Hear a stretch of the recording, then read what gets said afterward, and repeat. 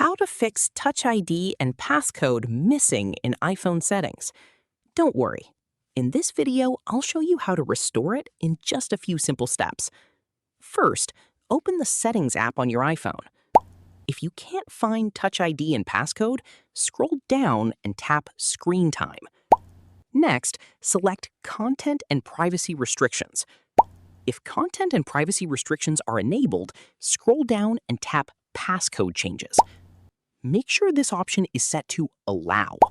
If it's set to Don't Allow, change it to Allow.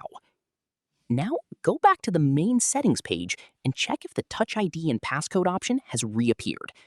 If it's still missing, try restarting your iPhone and check again. You should also make sure your device actually supports Touch ID.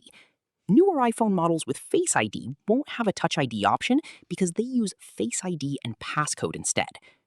If you're using a managed device provided by your school or workplace, some settings might be hidden by your administrator.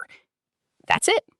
If this tutorial helped you restore the Touch ID and Passcode option, don't forget to like this video, subscribe to the channel, and turn on notifications for more helpful iPhone tutorials.